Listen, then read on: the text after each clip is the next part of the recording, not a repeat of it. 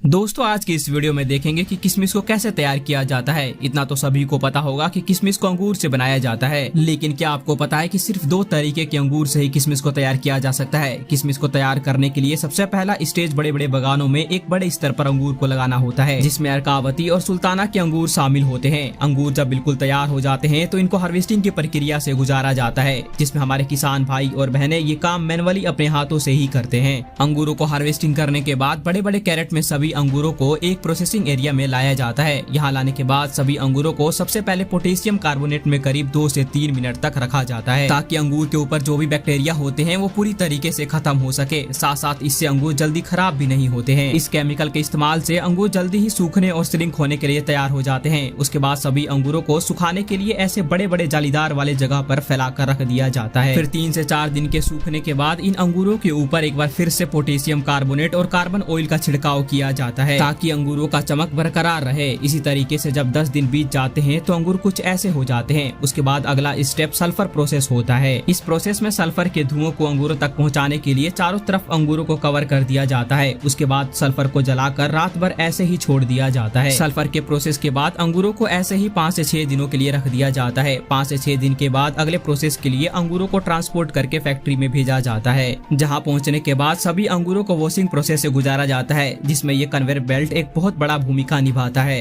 Washing करने के बाद अंगूरों के ऊपर लगे मिट्टी और केमिकल पूरी तरीके से बाहर निकल जाते हैं। सभी किशमिश को धुलने के बाद उसके ऊपर लगे लकड़ियों को भी बाहर निकाल लिया जाता है। ऐसा करने के बाद किशमिश को फिर से कुछ दिनों के लिए सुखाया जाता है। फिर सभी किशमिश के क्वालिटी के हिसाब से अलग अलग पैकेट में रखकर मार्केट में पहुंचा दिया जाता है। दोस्तों आप लोग भी हमें कमेंट के जरिए अपने टॉपिक के बारे में बता सकते हैं, जिसको हम जल्द ही अगले वीडियो में कवर करने की पूरी कोशिश करेंगे। जब तक इस वीडियो को लाइक करके शेयर जरूर कर देना।